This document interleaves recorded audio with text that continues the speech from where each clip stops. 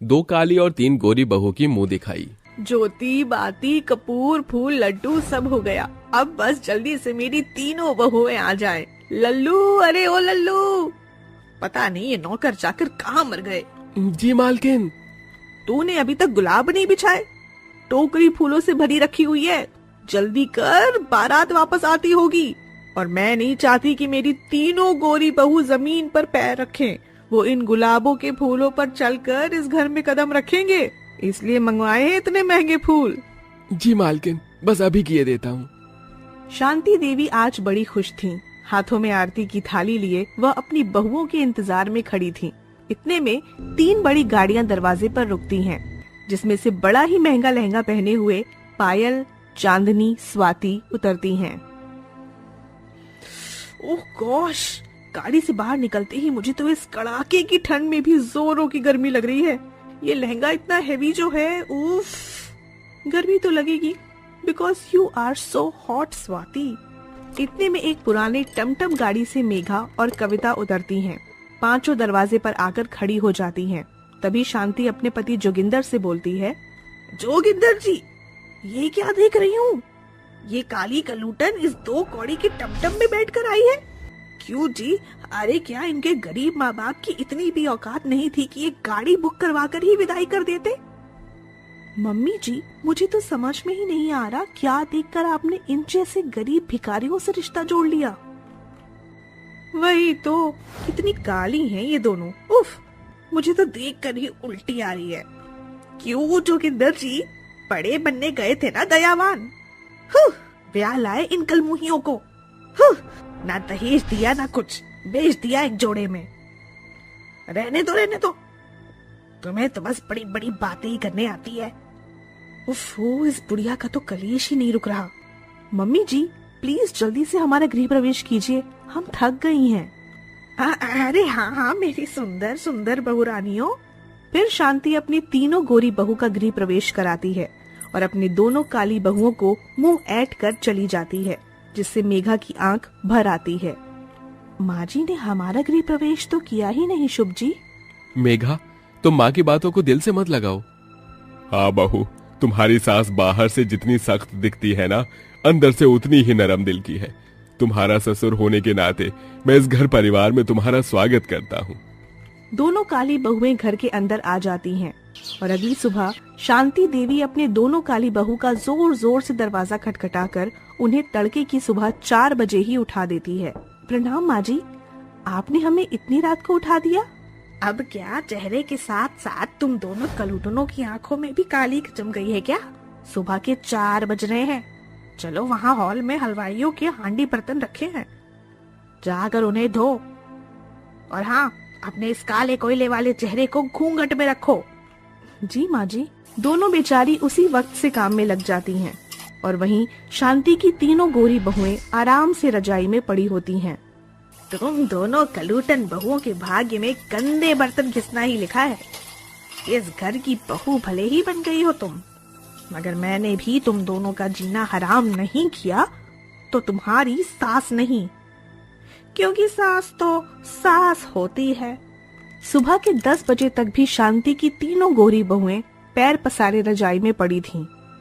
शांति लहंगे लेकर उनके कमरे में आती है। ले उठ गई मेरी प्यारी बहुरानियों।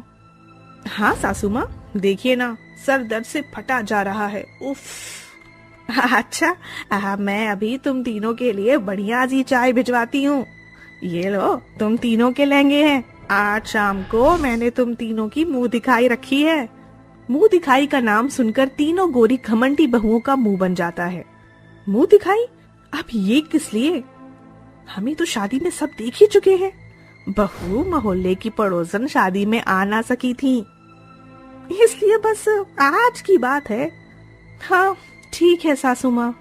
अच्छा, मैंने पार्लर वाली भी बुक कर दिया है, थोड़ी देर में वो भी तुम्हें तैयार करने आ जाएगी। शांति किचन में आती है। सुनो मेरी काली बहुओं, बढ़िया सी चाय बनाकर मेरी गोरी बहुओं को दे आओ। वैसे तो तुम दोनों कल मुहियों का मन किया नहीं होगा कि जाकर उन तीनों से चाय पानी पूछ लो, जलती जो हो उनके रूप से। और हाँ, पहली रसोई में खीर पूरी पुलाव मिठाई सब बनाना है तुम्हें, और हॉल अच्छे से साफ सुथरा कर देना, थोड़ी देर में डेकोरेशन वाले आ जाएंगे सजाने के लिए। शांति दोनों काली बहुओं को ढेरों काम थोप कर चली जाती है और कविता रोते हुए कहती है, जी जी सासू माँ, सिर्फ हम दोनों के साथ इतना भेदभाव क्यों कर रही हैं? हम भी तो इस घर की बहुएं हैं। मत रो कविता, शायद हम दोनों काली बहू के भाग्य में ससुराल में भेदभाव ही लिखा है। थोड़ी देर में जोहरी घर आ जाता है। आइए जोहरी, मैंने जैसे कहा था आपने वैसे ही हार बनाया है ना? जी शांति बहन, ये देखिए, आपने जो अपने तीनों बहू के लिए मुंह दिखाई में देने के लिए जो हार बनवाया था, ये रहा वो। हार तो बड़ा सुंदर गढ़ा है, मेरी तीनों बहुएं देखकर खुश हो जाएंगी। इतने में वहां से गुजर रही मेघा रुक जाती है। माँ जी, मेरे पैरों की पायल टूट गई है, इसे जुड़वा दीजिए। क्यों री, मेरे पास पैसे का पेड़ लगा है? और फिर तू कौन सी गोरी और सुंदर है जो पैरों में पायल नहीं पहनेगी तो तेरी सुंदरता में कमी आ जाएगी। शांति के फर्क से जोहरी को भी दुख लगता है। शांति जी, वो तो आपकी बहू, जुड़वा दीजिए पायल, 100-200 लगेंगे बस।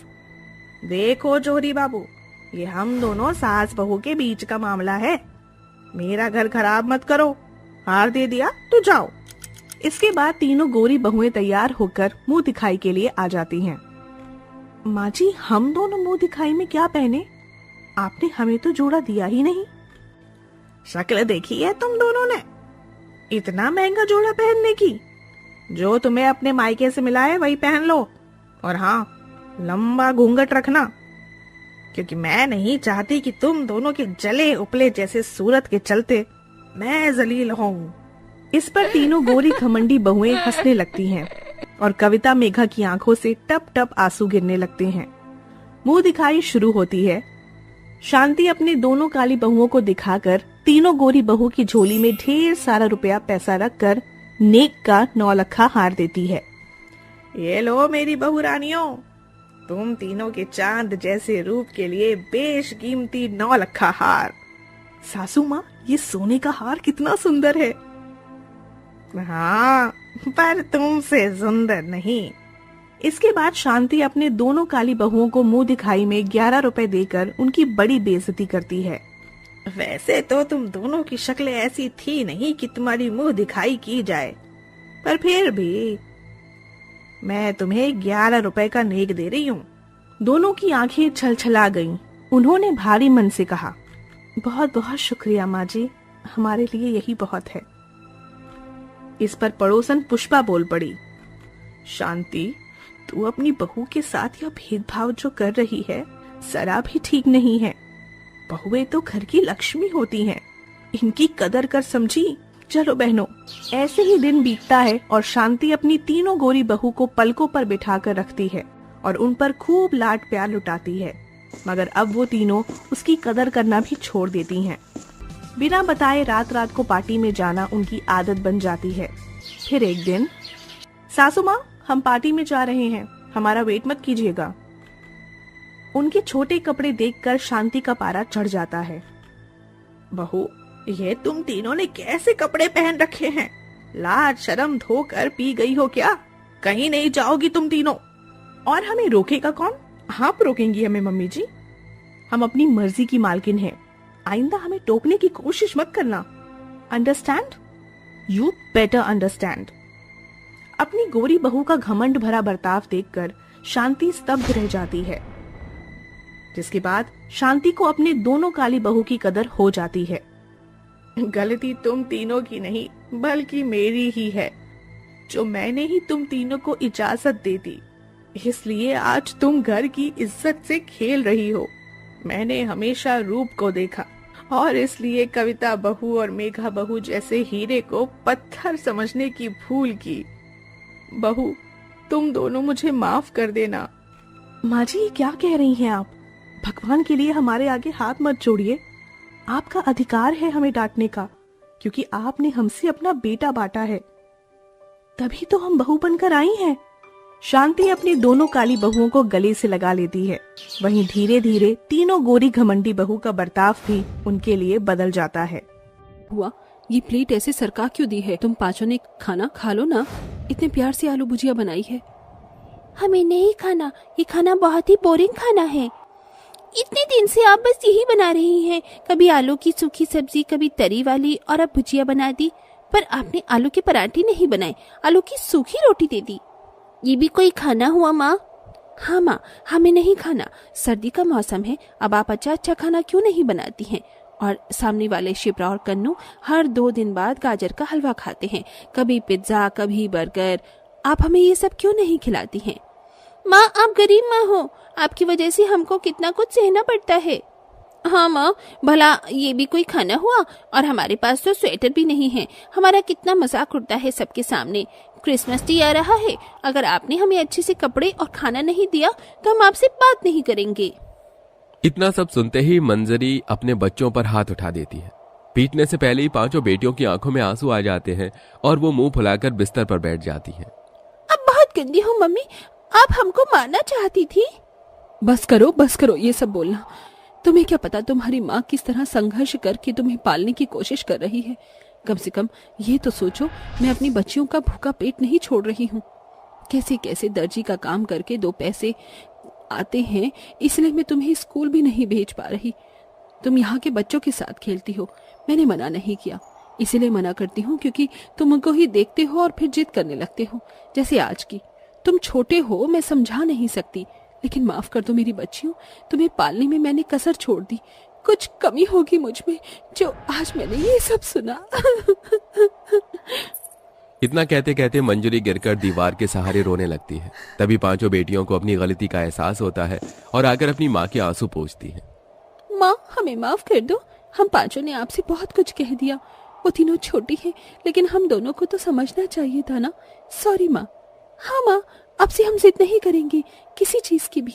आप हमारी वजह से पिछली 2 रात भूखी रही, फिर भी आपने हमारे लिए खाना जुटाया। कोई बात नहीं काव्या, शालू, तुम इतना समझ गई वही बहुत है मेरे लिए। पर मैं कोशिश करूंगी कि मुझे दर्जी का काम और आए, जिससे मैं तुम्हें नए स्वेटर भी ला कर दूं और तुम्हारा क्रिसमस डे भी अच्छे से मनाऊं। चली माँ, अब से हम आपको परेशान नहीं करेंगे, आप अपने हाथों से खाना भी खिला दीजिए। हाँ हाँ, बैठो बैठो। फिर मंजरी अपने हाथों से बेटियों को खाना खिलाती है। फिर चंपा नाम की औरत उसके पास आती है। अरे मंजरी बहन, दरअसल मुझे शादी में जाना है तो अर्जेंट कपड़े चाहिए थे। मेरे टेलर वाले ने कपड़े नहीं सिले, 10 जोड़ी कपड़े हैं। तुम 5 दिन में तैयार तो कर दोगी ना? मैं इसके तुम्हें 5000 रुपए दूंगी। 5000? वक्त कम है, लेकिन मुझे अपनी बेटियों के लिए करना ही होगा। जी मैं कर दूंगी। ये लो, सब कपड़ों के साथ उनका नाम लिख कर दे दिया है मैंने तुम्हें, देख लेना। जी जरूर। चंपा नाप देकर चली जाती है। मंजरी फौरन सिलाई मशीन लेकर कपड़े सिलने लगती है। मुझे हर हालत में आज 2 कपड़े तो सिलने ही होंगे। माँ, आप इतनी हड़बड़ तड़बड़ करके काम मत करो, कैंची से आपका हाथ कट जाएगा या फिर मशीन से आपको चोट लग जाएगी। बच्चों, चिंता मत करो, ये सब मैं तुम्हारे लिए ही कर रही हूँ, करना तो पड़ेगा ही। मंजरी घर का काम करने के बाद दिन रात उन कपड़ों को सिलने में लगा देती है। लाइट जाने पर लालटेन जलाकर आंखें फोड़कर उन कपड़ों को तैयार करती है, जिसके अगले दिन उसे 5000 की कीमत मिलती है और तारीफ भी। वो अपनी बेटियों को तैयार कर उनकी चोटी बनाकर घर पर खुशी से ताला लगाती है। अली माँ, आप हम सबको कहाँ ले जा रही है ऐसे तैयार करके? शादी में जा रहे हैं क्या माँ? अरे आज तुम्हें गर्म कपड़े और ढाबे पर खाना खिलाने जा रही हूँ। ये आहा, बले बले। इतने में मकान मालिक और राशन वाला आ जाता है। अरे कहाँ जा रही है अपनी 5 बेटियों को लेकर? भूल गई आज 15 तारीख है, तुम्हें 2 महीने का किराया देना है। लाओ चलो दो। और मेरा भी बाकी है, पिछले महीने से उधार राशन ले रही हो, पैसे जमा करो वरना आगे से कोई सामान नहीं दूंगा। कृपया करके आप थोड़े समय के लिए रुक जाइए, मुझे थोड़ी मोहलत दे दीजिए। दोनों में से कोई भी उनकी बात नहीं सुनता और मजबूरन मंजरी को उन पैसों में से उनका किराया देना पड़ता है, जिसके बाद उसके हाथ में सिर्फ 100 रुपए बचे थे। हे भगवान, कितनी मेहनत करके तो मैं आज अपने बच्चों को खुश करने जा रही थी, वो भी नहीं हुआ। कोई बात नहीं माँ, फिर कभी। कुछ दिन जैसे तैसे माँ बेटियों के गरीबी में दिन गुजरते हैं। वो दर्जी का काम करना नहीं छोड़ती है। साथ ही ठंड की चपेट उन्हें बार बार एहसास दिला रही थी कि गरीब होना उनके लिए किसी श्राप से कम नहीं है। वहीं 5 बेटियां सामने के अमीर बच्चों के साथ खेल रही थी। फिर वो बच्चे कन्नू और शिया चढ़ाने लगते हैं। ये पता है, माँ ने कल रात को हमें क्रिसमस डे की शॉपिंग करवाई है। हम बड़ा सा क्रिसमस ट्री अपने घर लाए हैं और उसको सजाने के लिए लाइट, गिफ्ट, चॉकलेट और कल तो क्रिसमस पार्टी भी होगी। आज शाम को क्रिसमस है, हम पेस्ट्री खाएंगे टेस्टी टेस्टी। क्यों कन्नू भाई? हाँ बहन, ये लोग तो गरीब हैं, इनके पास सेंटा क्लॉज वाले कपड़े भी नहीं हैं। हम दोनों तो सेंटा क्लॉज के कपड़े भी पहनेंगे कल। चलो चलो अब तुम लोग निकलो यहाँ से। शिप्रा, शालू निक्की को धक्का मार देती हैं, जिससे गिरकर उनके कपड़े और फट जाते हैं। पांचों बेटियां रोकर घर जाती हैं तो रोते हुए सब बताती हैं। माँ कल क्रिसमस डे पर हमको भी सेंटा क्लॉज वाली ड्रेस पहननी है और पहननी है। चुप हो जाओ मेरी बच्चियों, मैं तुम्हारे लिए ये ड्रेस जरूर बनाऊंगी, पर मेरे पास कपड़ा तो है ही नहीं। बाहर बाजार से ले आती हूँ, क्या पता बचे हुए 100 रुपए से आ जाए। मंजरी बाहर सेंटा वाला कपड़ा खरीदने जाती है तो कम पैसों में ज्यादा कपड़ा मांगती है, जिससे दुकानदार उसे बेइज्जत कर भगा देता है। मंजरी रोते हुए आगे जाती है तो देखती है एक अंधी बुढ़िया रोड क्रॉस करने में असमर्थ है, तो वो उस बुढ़िया को गाड़ी से बचाते हुए रोड पार करा देती है। शुक्रिया बेटी, तुम बहुत अच्छी हो, वरना आज के जमाने में मदद करने वाले कहाँ होते हैं। ये लो, मेरे पास ये कपड़ा है जो मेरे किसी काम का नहीं है, तुम ये रख लो क्योंकि मेरे पास कुछ और नहीं है। नहीं माँ जी, मैं आपसे कैसे ले सकती हूँ? तुमने मुझे माँ जी कहा है ना, अब रख लो, अब यहाँ से मैं चली जाऊंगी। बुढ़िया चली जाती है और फिर मंजरी घर आकर इस लाल और सफेद कपड़े से बच्चों की सेंटा क्लॉज ड्रेस बना देती है, जिसे पहनकर अगले दिन उसकी बेटियां बहुत खुश होती हैं। वाह माँ, ये तो आपने बहुत प्यारी ड्रेस बनाई है। हाँ माँ, थैंक यू। माँ, इसमें तो हम सेंटा लग रहे हैं, बहुत छोटे छे। काश सेंटा क्लॉज की तरह हमारे पास तोहफे भी होते, जिससे आज हम क्रिसमस डे मना पाते। हाँ, चॉकलेट, खिलौने, लाइट्स, क्रिसमस ट्री पर कुछ भी नहीं है हमारे पास। इतना कहते ही पांचों बेटियों की सेंटा क्लॉज ड्रेस से एक जादू होता है और उनकी बोली हुई सारी चीज सामने आ जाती है, जिसे देख सब हैरान होते हैं। अरे ये कैसे हो सकता है? हमने जो बोला वो सब कुछ आ गया, अब हमारे पास सब कुछ है। कहीं ये सेंटा क्लॉज वाली ड्रेस का जादू तो नहीं है? काश ये घर भी क्रिसमस की तरह डेकोरेट हो जाए और खाना भी आ जाए। शालू के बोलते ही उसकी सेंटा ड्रेस से घर क्रिसमस डेकोरेशन में बदल जाता है, जहाँ पेस्ट्री, केक, कोल्ड ड्रिंक सब रखे हुए थे। अरे वाह, ये तो सच में जादुई सेंटा क्लॉज वाली ड्रेस निकली। कहीं ये बूढ़ी माँ जी का तो कोई जादू नहीं? तभी उन्होंने मुझे यही रंग का कपड़ा दिया। थैंक यू भगवान, थैंक यू जीसस। माँ, हमारे पास सब कुछ है, अब हम क्रिसमस डे बहुत धूमधाम से मनाएंगे, पर उससे पहले हे जादुई सेंटा क्लॉज वाली ड्रेस हमारी माँ के कपड़े भी नए कपड़ों में बदल दो। जादुई रोशनी में मंजरी के कपड़े भी नए कपड़ों में बदल जाते हैं, जिसके बाद वो सब धूमधाम से क्रिसमस डे को सेलिब्रेट करते हैं। क्रिसमस ट्री को सजाकर केक काटते हैं, अच्छा खाना खाकर डांस करते हैं। Jingle bells jingle all the way, Santa Claus is coming along riding down this way, hey jingle bell. मेरी बेटी कितनी खुश है।